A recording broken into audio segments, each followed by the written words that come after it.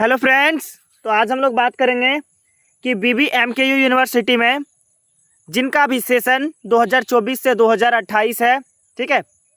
तो सेमेस्टर 4 में आज हम लोग मेजर पेपर 8 के रूप में हिस्ट्री को पूरा कंप्लीट देखने वाले हैं। जितना भी इम्पोर्टेंट क्वेश्चन है, सारा इम्पोर्टेंट क्वेश्चन इसमें करने वाले हैं। तो यदि आप चैनल पर नए हैं तो चैनल को सब्सक्राइब कर लीजिएगा, और यदि इससे पहले आप मेजर 7, मेजर 6 हिस्ट्री का नहीं देखे हैं, पॉलिटी का, हिंदी का नहीं देखे हैं, तो आप मेरे चैनल पे जाकर के उसको देख सकते हैं। तो चलिए स्टार्ट करते हैं बिना देरी किए। सबसे पहले हम लोग देखेंगे 2 मार्क्स के क्वेश्चन के लिए, ठीक है। छोटा छोटा क्वेश्चन हम लोग देखेंगे। तो पहला क्वेश्चन है कि पेरिस शांति सम्मेलन जो है 1919 से 1920 ईस्वी के कोई 2 उद्देश्य को आपको लिखने बोला है। कि पेरिस में जो शांति सम्मेलन हुआ था उसका 2 उद्देश्य कोई आपको लिखने के लिए बोला है। तो समझिए, पहले जो पेरिस का शांति सम्मेलन है वो कब हुआ था? वो प्रथम विश्व युद्ध के बाद आयोजित किया गया था। और इसका जो मुख्य उद्देश्य है, वो मुख्य उद्देश्य क्या है कि युद्ध के बाद शांति को स्थापित करने का। जब युद्ध हो गया, प्रथम विश्व युद्ध, तो शांति को बनाए रखने का इसका उद्देश्य था पहला। और दूसरा उद्देश्य था जो पराजित देश थे, जो देश हार गए थे प्रथम विश्व युद्ध में, उसके साथ शांति करके संधियां करने का, दोस्ती करने का, ठीक है, और भविष्य में युद्ध रोकने की व्यवस्था करने का ये सम्मेलन मनाया गया था। और उस सम्मेलन को नाम क्या दिया गया था? पेरिस शांति सम्मेलन। ठीक इसी प्रकार हम लोग दूसरा प्रश्न पढ़ेंगे कि पेरिस जो शांति सम्मेलन है, सम्मेलन की कोई 2 प्रमुख संधियों के नाम बताइए। कौन कौन सा संधि इसमें हुआ था? ठीक है, तो 2 संधि इसमें क्या क्या था? पहला संधि था वर्साय संधि, जो कि जर्मनी के साथ हुआ था, और एक था सेंट जर्मन संधि, जो ऑस्ट्रिया के साथ हुआ था। अगला प्रश्न देखेंगे, तीसरा नंबर, राष्ट्र संघ की स्थापना का मुख्य उद्देश्य क्या था? समझिए, राष्ट्र संघ का स्थापना क्यों किया गया था, इसका मुख्य उद्देश्य क्या था? तो राष्ट्र संघ की स्थापना का मुख्य उद्देश्य यही था कि विश्व में शांति को बनाया जाए, बनाए रखना था जो शांति, ठीक है। और इसका उद्देश्य देशों के बीच होने वाले जो विवाद था, ठीक, एक देश का मान लीजिए दूसरे देश के साथ जो विवाद होता था, लड़ाई होता था, उसको कम करने के लिए, उसको हल करने के लिए, और भविष्य में कोई बड़ा युद्ध ना हो, इसको रोकने के लिए ही क्या लाया गया था? ठीक है, राष्ट्र संघ का नीति लाया गया था। वुड्रो विल्सन का राष्ट्र संघ की स्थापना में क्या योगदान था, इसके बारे में पूछा गया है। तो अमेरिका के जो राष्ट्रपति थे उनका नाम था वुड्रो विल्सन, ने राष्ट्र संघ की स्थापना को, विचार को जो है आगे बढ़ाया था, और उनके 14 सूत्रों में राष्ट्र संघ बनाने का जो विचार है उसको शामिल किया गया था। उन्होंने अंतर्राष्ट्रीय शांति के लिए इसके गठन का क्या किया था? समर्थन भी किया था कि अंतर्राष्ट्रीय जो राष्ट्रीय संघ है उसका समर्थन किया जाए, उसका गठन किया जाए, ठीक है। इसका बहुत ज़्यादा समर्थन किया था वुड्रो विल्सन ने, अमेरिका के राष्ट्रपति थे ये। ILO के कोई 2 प्रमुख कार्य लिखिए। ILO क्या है, इसके बारे में हम लोग जानेंगे। ILO इसका मतलब है अंतर्राष्ट्रीय श्रम संगठन का। इसका जो उद्देश्य है वो श्रमिकों की स्थिति को सुधारना था, ठीक है। श्रमिकों की स्थिति, जो मजदूर वर्ग थे, इनकी स्थिति को सुधारना था।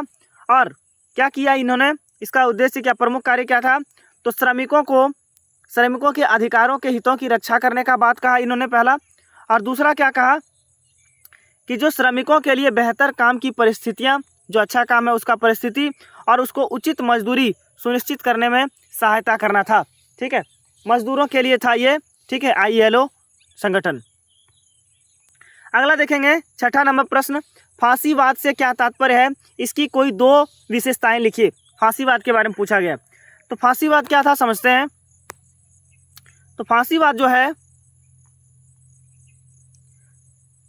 फांसीवाद तानाशाही और उग्र राष्ट्रवादी विचारधारा था, ठीक है। यहाँ पर बहुत ज़्यादा तानाशाही चलता था और उग्र विचारधारा, राष्ट्रवादी विचारधारा था यहाँ पर, जिसका विकास जो है सबसे पहले कहाँ हुआ? इटली में हुआ था। और इसकी 2 प्रमुख विशेषताएं क्या क्या थी? तो एक शक्तिशाली नेता और एक दल के शासन पर इन्होंने जोर दिया था, और इसके अलावा लोकतंत्र और व्यक्तिगत स्वतंत्रता का क्या किया था? इन्होंने विरोध किया था। मतलब वहाँ पर लोकतंत्र नहीं था और व्यक्ति की कोई स्वतंत्रता नहीं थी। उसी को बोलते हैं हम लोग क्या? तानाशाह, या फिर इसी को हम लोग नाम देते हैं फांसीवाद। अगला है इटली में फांसीवाद के उदय का कोई दो कारण लिखिए। इटली में फांसीवाद क्यों हुआ था, इसका दो कारण बताना है आपको। तो जो दो कारण है, पहला कारण है आपका कि प्रथम विश्व युद्ध के बाद इटली की आर्थिक और राजनीतिक स्थिति जो है पूरी तरह से खराब हो गई थी। जब पहला विश्व युद्ध हुआ तो पहला विश्व युद्ध के बाद इटली का जो आर्थिक है वो भी स्थिति और राजनीतिक दोनों स्थिति खराब हो गया था, और पहला ये कारण था। दूसरा कारण था कि बेरोजगारी, महंगाई और राजनीतिक अस्थिरता के कारण जनता में असंतोष क्या हो गया था, बढ़ गया था। जनता में असंतोष का क्या हो गया था, बढ़ गया था।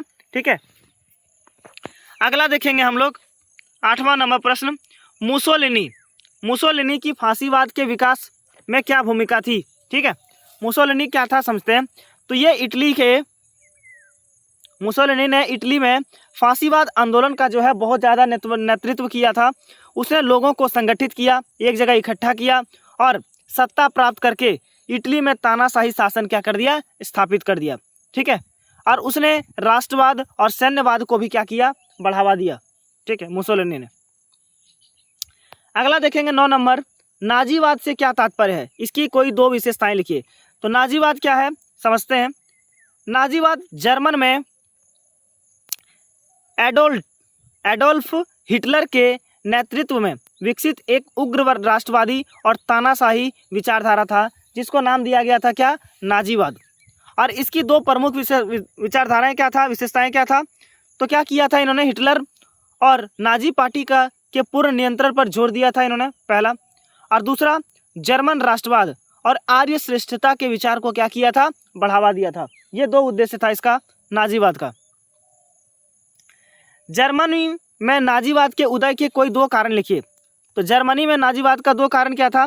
तो पहला कारण था इसका कि जो वर्साई की संधि से जर्मनी को बहुत अपमान और आर्थिक नुकसान हुआ, ये कारण था एक पहला। ठीक है, और दूसरा था कि जो आर्थिक संकट था, बेरोजगारी था और महंगाई के कारण जनता जो है पूरी तरह से क्या थी, परेशान थी। वहाँ का जनता बहुत ज़्यादा परेशान था जर्मनी में, जिस कारण से इसका उदय हुआ था वहाँ पर। इसलिए लोगों ने हिटलर का क्या किया था, समर्थन भी किया था। अगला देखेंगे 11 नंबर प्रश्न, रूस में सर्वसत्तावाद के विकास में स्टालिन की भूमिका क्या थी।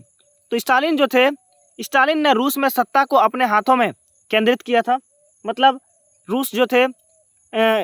स्टालिन जो थे रूस में सत्ता को अपने हाथ में लिया, मतलब वहाँ के अधिकारों को ये क्या किए, केंद्रित कर लिए। और उसने विरोधियों को दबा दिया, जो विरोधी थे उस विरोधी को क्या कर दिया, दबाया। और देश की राजनीति और आर्थिक अर्थव्यवस्था तथा समाज पर सरकार का मजबूत नियंत्रण स्थापित कर लिया। सरकार जो है पूरी तरह से अर्थव्यवस्था को, वहाँ की राजनीति को, वहाँ जो भी लोग विरोध कर रहे थे उनको पूरी तरह से क्या कर दिया, दबा दिया, उस पर शिकंजा कस लिया। और इसके अलावा इसी कारण से रूस में क्या है, सर्वसत्तावादी शासन जो है वो क्या हुआ, बहुत ही ज़्यादा मजबूत हो गया। जापान में सैन्यवाद के उदय के कोई दो कारण लिखिए। तो जापान में सैन्यवाद का कोई दो कारण क्या है। तो पहला कारण है कि जापान में सेना का राजनीतिक प्रभाव बहुत ही ज़्यादा बढ़ गया था। ठीक है, पहला यह है, जापान में सैन्यवाद मतलब वहाँ पर सैनिकों का जो है दबदबा ज़्यादा था। तो क्योंकि वहाँ पर राजनीतिक प्रभाव बहुत ज़्यादा बढ़ गया था, इसीलिए वहाँ पर सैन्यवाद का उदय हुआ, पहला कारण। दूसरा, जापान अपने लिए अधिक क्षेत्र और संसाधन प्राप्त करना चाहता था, इसीलिए ये वहाँ पर सैन्यवाद का उदय हुआ।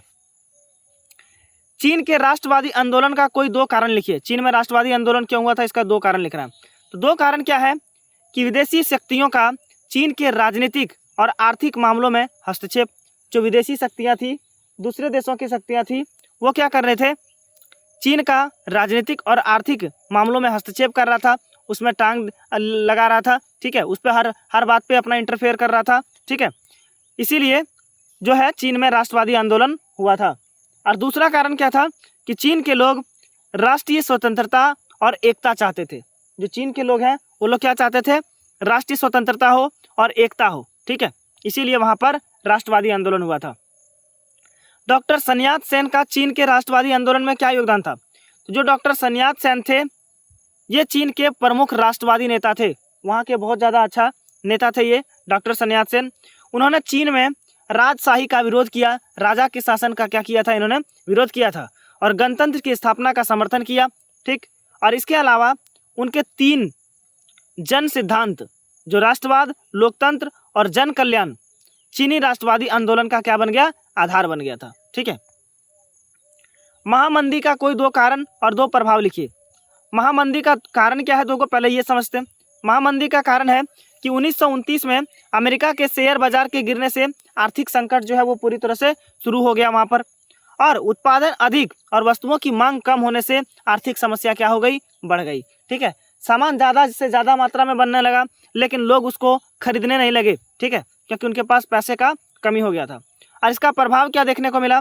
तो प्रभाव क्या देखने को मिला कि दुनिया के कई देशों में बेरोजगारी बहुत अच्छी से क्या हो गया? बढ़ गया, और जो उद्योग था, जो व्यापार था और कृषि को भारी नुकसान हुआ, तथा लोगों की आर्थिक स्थिति भी पूरी तरह से क्या हो गई? खराब हो गई।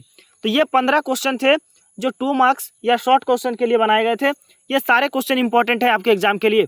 जिनको भी ये PDF चाहिए, ये कॉन्टैक्ट नंबर है मेरा। ठीक है, इस पर मैसेज कीजिएगा, आपको ये वीडियो नोट्स जो है वो प्रोवाइड करवा दिया जाएगा। अब अगला 15 क्वेश्चन पढ़ेंगे हम लोग, जो 5 मार्क्स, 10 मार्क्स या 15 मार्क्स के लिए बहुत ज़्यादा इंपॉर्टेंट होगा। इससे बाहर आपका क्वेश्चन जाएगा ही नहीं। ठीक है, बस यही क्वेश्चन करके जाइए, इससे बाहर आपका कोई क्वेश्चन नहीं जाएगा। पहला क्वेश्चन है कि पेरिस शांति सम्मेलन जो है, इसका उद्देश्य क्या था, इसका प्रमुख संधि क्या था, कार्य क्या था, असफलता क्या था, इन सभी का कारण विस्तार से लिखना है। तो एक ही क्वेश्चन में देखिए कितना क्वेश्चन मिक्स है, तो इससे बाहर कोई क्वेश्चन आपका नहीं जाएगा। बस एक ही क्वेश्चन कीजिए, एक ही टाइप का। तो भूमिका देखिए, पहले बात करेंगे हम लोग इसका पेरिस का। तो पेरिस का सम्मेलन कब हुआ था? तो जो पहला विश्व युद्ध है 1918 में समाप्त हो गया। युद्ध के बाद दुनिया में शांति को स्थापित करना था, क्योंकि दोबारा युद्ध कोई करना नहीं चाहता था, शांति को स्थापित करना था। और इसीलिए युद्ध से उत्पन्न जो भी समस्या था उसको हल करने के लिए 1919 में पेरिस शांति सम्मेलन को क्या किया गया? आयोजित किया गया। और इसमें विजयी देशों को के प्रतिनिधियों ने भी भाग लिया। जो देश विजय थे यहाँ पर प्रथम विश्व युद्ध में, उन्होंने भी भाग लिया। और इसका सबसे महत्वपूर्ण उद्देश्य क्या था कि भविष्य में होने वाले युद्ध को क्या किया जा सके? रोका जा सके। ठीक है, अब इसका बात करेंगे हम लोग कि पेरिस में शांति सम्मेलन का प्रमुख उद्देश्य क्या था, किस उद्देश्य से शांति सम्मेलन को बनाया गया था। तो पहला उद्देश्य इसका था कि विश्व में शांति को क्या करना? स्थापित करना। ठीक है। दूसरा क्या था कि जो पराजित देश थे उसके साथ संधि करना। जो देश हार गए थे उससे भी दोस्ती का भाव बढ़ाना, उससे भी किसी प्रकार का कोई घृणा नहीं करना है, दूसरा उद्देश्य था। तीसरा उद्देश्य था यूरोप की नई व्यवस्था को बनाना, क्योंकि वहाँ पर व्यवस्था पूरी तरह से बिगड़ गई थी, युद्ध के बाद पूरी तहस नहस हो गई थी, तो फिर से उसको बनाने का काम करना। चौथा था कि राष्ट्र संघ की स्थापना। राष्ट्र संघ क्या है ये भी हम लोग शॉर्ट क्वेश्चन में पढ़ लिए। राष्ट्र संघ क्या करता है कि ऐसा संघ है जिसमें बहुत सारे देश शामिल होते हैं, और ये एक देशों से दूसरे देशों के बीच जब कोई तनाव होता है, लड़ाई होता है, तो उसको कम करने का, हल करने का काम करती है। अब प्रमुख संधियाँ क्या है? पेरिस सम्मेलन में क्या क्या संधि बनाया गया, तो संधि के बारे में बात करेंगे। तो जो पहला संधि बनाया गया था वो वर्साय संधि। वर्साय संधि किसके साथ हुआ था? तो यह जर्मनी के साथ हुआ था, और जर्मनी पर अनेक कठोर शर्तें क्या की गई थी? लगाई गई थी। दूसरा था सेंट जर्मन संधि, यह ऑस्ट्रिया के साथ किया गया था। ठीक है। और तीसरा है ट्राइनॉन संधि, यह हंगरी के साथ हुआ था। ठीक है, यह किसके साथ हुआ था? हंगरी के साथ हुआ था। न्यूली संधि, यह किसके साथ हुआ? तो बुल्गारिया के साथ हुआ था। श्रेव संधि, यह किसके साथ हुआ? उस्मानी साम्राज्य के साथ किया गया था। ठीक है। और इसके अलावा सम्मेलन का जो कार्य है वो कार्य क्या था, इस कार्य के बारे में हम लोग पढ़ेंगे। ठीक है। तो कार्य क्या था इसका? तो यूरोप की राजनीतिक सीमाओं में परिवर्तन किया गया। पहला कार्य क्या था कि यूरोप का जो राजनीतिक सीमा है उस सीमा में बदलाव किया गया। नए साम्राज्य का निर्माण हुआ। जर्मनी पर कई प्रतिबंध लगाए गए। ठीक, ये सब काम किया गया। और राष्ट्र संघ का स्थापना का मार्ग जो है वो तैयार किया गया। लेकिन इसका पेरिस सम्मेलन जो था वो असफल हो गया था। और असफल होने के पीछे कारण क्या था? कारण क्या था कि जर्मनी पर बहुत कठोर शर्त लगा दिया, जिससे वो मानने के लिए तैयार नहीं हुआ था। तो ये एक कारण था। जो पराजित देश थे उनमें असंतोष बढ़ गया था। ठीक है, वो क्योंकि वो विश्व युद्ध में, प्रथम विश्व युद्ध में हार गए थे और वो संधि करना नहीं चाहते थे। विजयी देशों ने अपने अपने स्वार्थ थे, जो देश जीते थे, विजय हुए थे, उनमें अपना स्वार्थ छिपा था, अपने देश का भलाई चाहते थे वो लोग। और अमेरिका राष्ट्र संघ का सदस्य नहीं बना। ठीक है, तो ये सब असफलता का कारण था। इसके अलावा और भी है, सम्मेलन अस्थायी शांति तथा स्थापित नहीं कर पाया। निष्कर्ष एक बार पढ़ लीजिएगा आप। ठीक है, दूसरा नंबर प्रश्न देखेंगे कि राष्ट्र संघ की स्थापना का उद्देश्य क्या था। ठीक है, संगठन कब हुआ, प्रमुख उपलब्धियां क्या थी इसकी, और राष्ट्र संघ का भी असफलता का कारण इसमें लिखने बोला है। तो ये भी पढ़ेंगे राष्ट्र संघ के बारे में हम लोग। तो इसका भूमिका पहले देख लेते हैं कि जो राष्ट्र संघ है प्रथम विश्व युद्ध के बाद विश्व में शांति को बनाए रखने के लिए, ठीक है, जब पहला विश्व युद्ध हो गया, समाप्त हो गया 1918 में, तो शांति को स्थापित करने के लिए राष्ट्र संघ की स्थापना की गई। और इसका मुख्य उद्देश्य जो है वो देशों के बीच युद्ध को क्या करना था, रोकना था, और विवादों का शांतिपूर्ण से क्या करना था, समाधान करना था। कोई युद्ध तक इसको बात को लेकर के नहीं जाना था। राष्ट्र संघ का उद्देश्य क्या था, उद्देश्य यही था कि विश्व में शांति को बनाए रखना, देशों के बीच विवादों को बातचीत से ही हल करना, ना कि उसको युद्ध तक ले जाना। ठीक है, युद्ध की संभावना को कम करने का उद्देश्य था इसका, देशों के बीच सहयोग को बढ़ाना इसका उद्देश्य था। अगला देखेंगे, और एक है इसमें स्वास्थ्य, श्रम और सामाजिक समस्याओं में सहयोग करने का भी इसका मुख्य उद्देश्य था। संगठन क्या था इसका, तो संयुक्त राष्ट्र संघ राष्ट्र संघ के जो प्रमुख अंग थे, प्रमुख अंग इसका क्या क्या था, पहला अंग था इसका महासभा, जिसमें सदस्य देशों के प्रतिनिधित्व भी शामिल होते थे। दूसरा था परिषद, तीसरा था सचिवालय, सारा अंग ही इसका बना हुआ था। इसकी उपलब्धियां क्या थी, तो उपलब्धि क्या क्या हासिल किया ये, तो छोटे विवादों का ये समाधान कर लेता था। छोटा मोटा जो झगड़ा होता था दो देशों के बीच, उसको अंतर्राष्ट्रीय विवाद से बातचीत से क्या किया जाता था, उसको हल कर लिया जाता था। शरणार्थी की सहायता, अगर कोई देश, इसने युद्ध से प्रभावित लोगों की क्या की, सहायता भी किया था। स्वास्थ्य के क्षेत्र में कार्य किया था इन्होंने, और श्रमिकों की बहुत ज़्यादा सहायता किया था।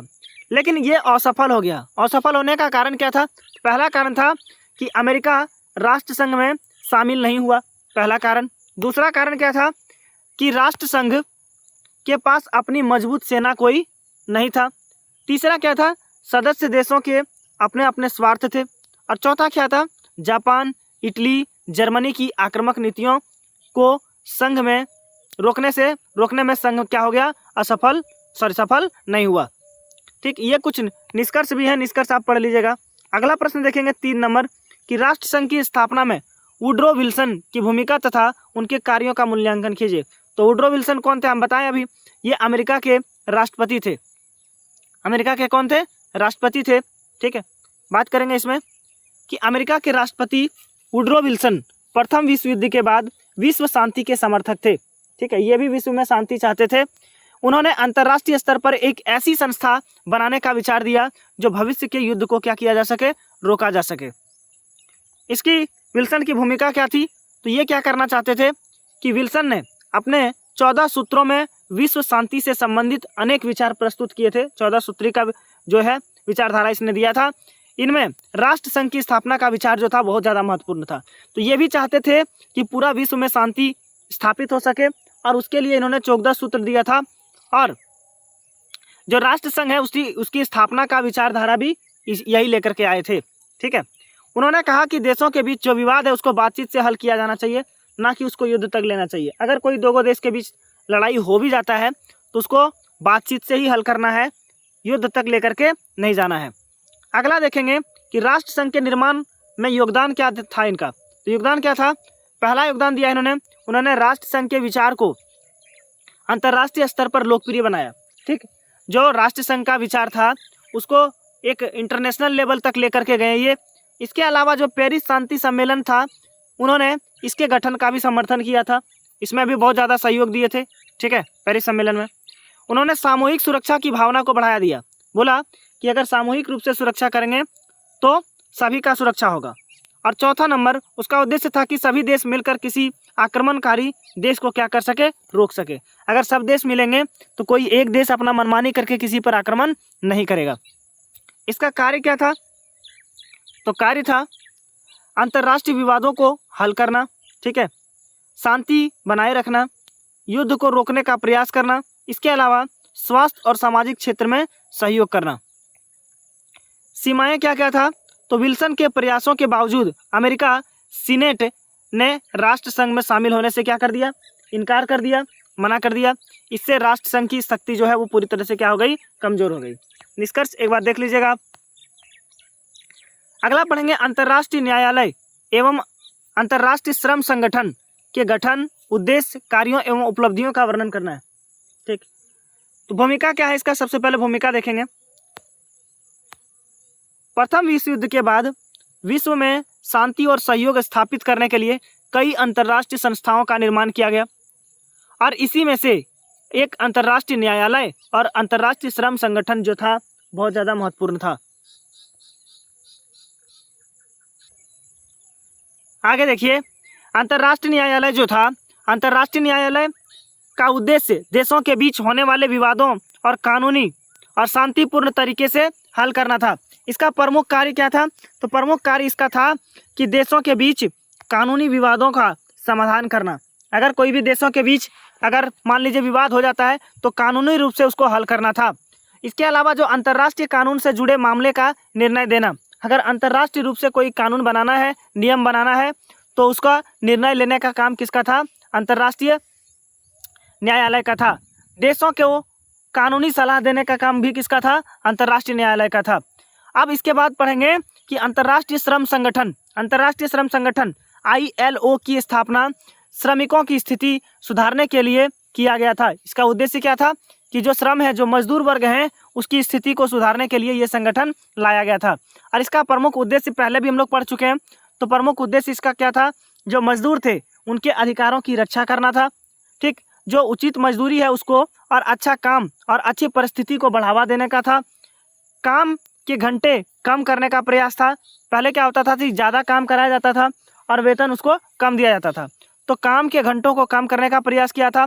इसके अलावा जो बाल श्रम और अन्य शोषण को कम करने का बात कहा गया था। सामाजिक सुरक्षा को बढ़ावा देना था। इसकी उपलब्धियां क्या थी, तो उपलब्धि था क्या हासिल किया ये, तो ILO ने श्रमिकों को, मजदूरों को बेहतर काम की परिस्थितियां और अंतर्राष्ट्रीय मानकों को विकसित करने में महत्वपूर्ण योगदान दिया था। निष्कर्ष एक बार देख लीजिएगा आप। अब देखेंगे यूनिट 2 से हम लोग पढ़ेंगे क्वेश्चन नंबर 5 कि इटली में फांसीवाद का उदय का कारण, प्रमुख विशेषता एवं मुसोलिनी की भूमिका का विस्तार से वर्णन करना है। ठीक है, इटली में फांसीवाद कैसे का उदय का कारण क्या था, इसकी प्रमुख विशेषता क्या थी और मुसोलिनी की भूमिका का इसमें विस्तार से वर्णन करना है। तो सबसे पहले भूमिका देखेंगे। इसका भूमिका क्या है कि पहला विश्व युद्ध के बाद इटली की आर्थिक और राजनीतिक स्थिति पूरी तरह से क्या हो गई थी, खराब हो गई थी। यहाँ का जो परिस्थिति था, इसका लाभ उठाकर बेनिटो मुसोलिनी ने फांसीवाद आंदोलन को क्या कर दिया, मजबूत कर दिया और इटली में तानाशाही शासन क्या हो गया, स्थापित हो गया। वहाँ पर जनता का कोई सुनने वाला नहीं होगा। ठीक है, फांसीवाद का उदय का कारण क्या था, तो पहला कारण उदय का था वहाँ पर आर्थिक संकट। ठीक है, दूसरा था राजनीतिक अस्थिरता। ठीक है, और साम्यवाद का डर था। इसके अलावा राष्ट्र में जो था असंतोष था। ये सब वहाँ पर फांसीवाद का उदय का कारण था।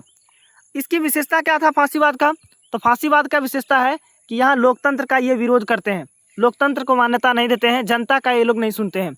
एक नेता और एक दल का शासन था, एक ही नेता शासन करेगा, एक ही दल का शासन चलेगा। वहाँ पर उग्र राष्ट्रवाद था यहाँ पर। ठीक है, और सैन्यवाद को बढ़ावा दिया, ज़्यादा से ज़्यादा सैनिक लोग रखने लगे और विरोधियों का दमन करने लगे। जो विरोध करता था उसको दबा दिया जाता था। ठीक है, तो ये इसका विशेषता था। मुसोलिनी की भूमिका इसमें क्या थी, तो यही तो थे जो फांसीवाद को वहाँ पर बढ़ावा दिए थे। तो कारण क्या था समझते हैं। फांसीवाद ने, मुसोलिनी ने फांसीवाद दल को संगठित किया था, उसको बनाया था और उसने लोगों को राष्ट्रीय गौरव और मजबूत सरकार का विश्वास दिलाया। सबको बोला कि अंतर्राष्ट्रीय स्तर पर क्या करेंगे, इसको मजबूत करेंगे सरकार के रूप में। और 1922 में रोम मार्च के बाद मुसोलिनी सत्ता में आया और धीरे धीरे उसने इटली में तानाशाही क्या कर दिया, स्थापित कर दिया। और इसका प्रभाव देखने को क्या मिला, तो लोकतंत्र पूरी तरह से समाप्त कर दिया इन्होंने। ठीक है, और प्रेस और जो विरोधी दल था उस पर नियंत्रण लगा दिया, उस पर रोक लगा दिया। सेना को मजबूत किया गया। इटली की विदेश नीति जो थी पूरी तरह से क्या हो गई थी, आक्रामक हो गई थी। निष्कर्ष एक बार देख लीजिएगा आप। जर्मनी में नाजीवाद के उदय के कारणों का, प्रमुख सिद्धांतों एवं विशेषताओं की व्याख्या करते हुए हिटलर की भूमिका का मूल्यांकन करना है। ठीक है, जर्मनी में। ठीक है, भूमिका का बात करेंगे तो विश्व युद्ध के बाद जो पहला विश्व युद्ध है, विश्व युद्ध के बाद क्या हुआ, जर्मनी आर्थिक और राजनीतिक संकट में था और इसी स्थिति का लाभ उठाकर एडोल्फ हिटलर और उसकी जो नाजी पार्टी है वो सत्ता में वहाँ पर आ गई। नाजीवाद का उदय का कारण क्या था, तो पहला कारण था इसका वहाँ पर वर्साई का संधि। वर्साई का संधि हम लोग बहुत बार पहले भी पढ़ चुके हैं ऊपर में, ठीक है। आर्थिक संकट दूसरा कारण था, राजनीतिक अस्थिरता इसका तीसरा कारण था, चौथा कारण क्या था कि वहाँ पर साम्यवाद का डर था। साम्यवाद का क्या था, डर था। नाजीवाद की कुछ विशेषताएं थी, कुछ विशेषता क्या था, तो वहाँ पर उग्र राष्ट्रवाद था, एक नेता का शासन था, वहाँ पर लोकतंत्र का बहुत ज़्यादा विरोध कर रहा था, सैन्यवाद था, आर्य श्रेष्ठता का विचार था और जो विरोधी थे उनका कठोर दमन किया जाता था, जो विरोध करते थे उसको दबा दिया जाता था। हिटलर की क्या भूमिका रही इसमें, तो हिटलर ही तो थे इसमें जिन्होंने, हिटलर ने नाजी पार्टी को क्या बनाया था, बहुत ज़्यादा मजबूत बनाया था और उसने बेरोजगारी समाप्त करने और जर्मनी को फिर से शक्तिशाली बनाने का वादा किया और वहाँ पर ये शासक बन गया, शासन चलाने लगा। 1933 में वह जर्मनी का चांसलर भी बना और बाद में उसने लोकतांत्रिक संस्थाओं को पूरी तरह से क्या कर दिया, समाप्त करके तानाशाही स्थापित कर दिया। निष्कर्ष एक बार पढ़ लीजिएगा, ठीक है। 7वां नंबर प्रश्न है कि फांसीवाद और नाजीवाद की प्रमुख विशेषताओं की व्याख्या कीजिए। तो फांसीवाद और नाजीवाद क्या था इसके बारे में व्याख्या करेंगे और दोनों के विचारधाराओं में समानताओं एवं अंतर का भी वर्णन करेंगे। तो दोनों ये देखिए, ये क्वेश्चन पहले से ही पढ़ चुके हैं हम लोग, फांसीवाद भी पढ़ चुके हैं, नाजीवाद भी पढ़ चुके हैं, दोनों का विशेषता भी पढ़ चुके हैं, दोनों का विचारधारा भी पढ़ चुके हैं, समानता भी जानते हैं तो अंतर भी जानते हैं, दोनों को लिख दीजिएगा इसमें, ठीक है। अगला देखते हैं 8वां नंबर प्रश्न, रूस में सर्वसत्तावाद के उदय के कारणों का वर्णन करते हुए स्टालिन की भूमिका एवं उसके प्रभावों का विवेचना करना है रूस में, ठीक है। रूस का बात करेंगे हम लोग, तो भूमिका का बात करेंगे। तो रूस में 1917 की क्रांति के बाद नई राजनीतिक व्यवस्था स्थापित हुआ वहाँ पर। बाद में जोसेफ स्टालिन ने सत्ता को अपने हाथों में केंद्रित कर लिया और देश में सर्वसत्तावादी को क्या किया, बहुत ज़्यादा मजबूत किया। सर्वसत्तावाद के कारण क्या था वहाँ पर, कारण क्या था, तो कारण का बात करेंगे तो सत्ता का बहुत ज़्यादा अत्यधिक केंद्रीकरण था वहाँ पर, ठीक है। एक ही जगह केंद्रित था वहाँ पर पावर, वहाँ पर एक ही दल का राज था, वहाँ पर एक ही दल शासन करता था, ठीक है। दूसरा कोई दल वहाँ पर विरोध करने के लिए नहीं था और जो विरोधी विचारों का पर नियंत्रण कर रखा था, जो विरोध करता भी था दूसरे विचार को लेकर के, उसको कंट्रोल करके रखा था। सरकार का जो अर्थव्यवस्था और समाज पर नियंत्रण बहुत ज़्यादा बना के रखे थे ये। स्टालिन की भूमिका क्या था इसमें, स्टालिन जो थे वो क्या कर रहे थे, सत्ता को केंद्रीकरण में करने में बहुत ज़्यादा मजबूत किए, ठीक है, और अपने विरोधियों को पूरी तरह से ये हटा दिए और सत्ता को अपने हाथों में केंद्रित कर लिया। जो इसका विरोध करता था उसको हटा देता था रास्ते से और सब पूरा पावर जो है अपने अंदर कर लिया। पंचवर्षीय योजना, उसने उद्योगों के विकास के लिए पंचवर्षीय योजना को लाया था। इसके अलावा कृषि का सामूहिकरण भी किया गया, ठीक है, सामूहिक रूप से खेती व्यवस्था लाने का प्रयास किया इन्होंने और जो विरोधी था उसका दमन भी किया। प्रभाव क्या हुआ, तो रूस में औद्योगिक विकास बहुत तेजी से होने लगा, राज्य का नियंत्रण बहुत ज़्यादा बढ़ गया, राज्य का, लोगों की व्यक्तिगत स्वतंत्रता सीमित हो गई, ठीक है, लोगों की अपनी स्वतंत्रता कोई नहीं रहा, ठीक है, और जो राजनीतिक विरोध है उसका विरोधों का को दबा दिया गया, जो राजनीतिक विरोध करता था उसको पूरी तरह से दबा दिया जाता था। निष्कर्ष एक बार देख लीजिएगा आप, जापान में सैन्यवाद के उदय के कारणों एवं उसके प्रमुख प्रभावों का वर्णन कीजिए। तो जापान में जो प्रमुख देखेंगे कि प्रथम विश्व युद्ध के बाद जापान एक शक्तिशाली देश बन गया, लेकिन आर्थिक समस्या और संसाधनों की कमी के कारण जापान में सेना का प्रभाव जो है वो क्या होने लगा, बहुत ज़्यादा बढ़ने लगा, ठीक। पहला विश्व युद्ध के बाद जापान शक्तिशाली देश तो बन गया था, लेकिन आर्थिक समस्याओं के कारण और संसाधनों की कमी के कारण जापान में सेनाओं का प्रभाव जो है वो ज़्यादा बढ़ गया। और सैन्यवाद का कारण क्या था वहाँ पर, तो कारण यही था कि ये लोग क्या चाहते थे, आर्थिक समस्या वहाँ बहुत ज़्यादा हो गया था, ठीक है, इसलिए सैनिक शासन को लागू किया गया था। संसाधनों की आवश्यकता बहुत ज़्यादा थी वहाँ पर, सेना का प्रभाव बढ़ता चला गया, लेकिन साम्राज्य का विस्तार की इच्छा था इन लोगों को कि अपने साम्राज्य को, जापान की जो क्षेत्रफल है उसको बढ़ाया जाए, ठीक है, इसलिए सेना में ज़्यादा से ज़्यादा ये लोग क्या करता था, भर्ती कर रहा था।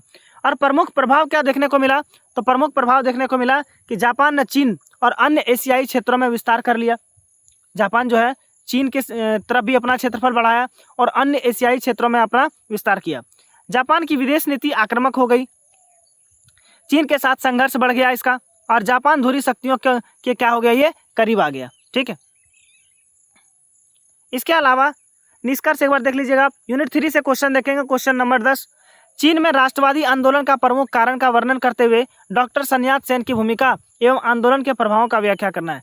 ठीक है, तो वहाँ पर राष्ट्रीय आंदोलन क्यों हुआ था चीन में? तो 20वीं शताब्दी के प्रारंभ में चीन शक्तियों के प्रभाव में था। चीनी जनता देश को स्वतंत्र और मजबूत बनाना चाहती थी। वहाँ के जो जनता थे उसको मजबूत बनाना चाहता था और स्वतंत्र बनाना चाहता था। इसकी भावना को राष्ट्रवादी आंदोलन का विकास हो गया वहाँ पर। और राष्ट्रवादी आंदोलन का कारण क्या था? तो यहाँ पर जो विदेशी लोग थे बहुत ज़्यादा चीन में हस्तक्षेप करते थे, वहाँ के व्यापार पर, वहाँ पर राजनीति पर बहुत ज़्यादा हस्तक्षेप कर रहा था। कमज़ोर राजशाही था वहाँ पर, राजा का शासन बहुत अच्छा वहाँ पर नहीं था। ठीक है, चिंग राजवंश कमज़ोर हो चुका था वहाँ पर। इसके अलावा राष्ट्रीय भावना, चीनी जनता के देशों में स्वतंत्रता और एकता चाहती थी, तो ये राष्ट्र की भावना थी। और आर्थिक शोषण भी किया जा रहा था वहाँ पर। ठीक है, इसीलिए वहाँ पर आंदोलन हुआ। sun यat-sen का भूमिका इसमें क्या था? तो यही थे जो आंदोलन को आगे बढ़ाए थे। sun यat-sen चीन के महान राष्ट्रवादी नेता थे। इन्होंने राजशाही का विरोध किया और गणतंत्र की स्थापना का क्या किया? समर्थन किया। तो इसका 3 जन सिद्धांत था, राष्ट्रवाद, लोकतंत्र और जन कल्याण। ठीक है, प्रभाव क्या हुआ इसका? तो चीन में राजशाही का अंत हो गया, राजा का शासन खत्म हो गया, गणतंत्र की स्थापना हुआ वहाँ पर। ठीक है, इसके अलावा राष्ट्रीय चेतना भी मजबूत हो गई, विदेशी प्रभाव का विरोध भी क्या हो गया? बढ़ गया वहाँ पर। इसके अलावा देखेंगे हम लोग 11 नंबर प्रश्न, चीन में साम्राज्यवाद विरोधी आंदोलन के कारणों एवं उनके प्रमुख प्रभावों का विस्तार से वर्णन करना है।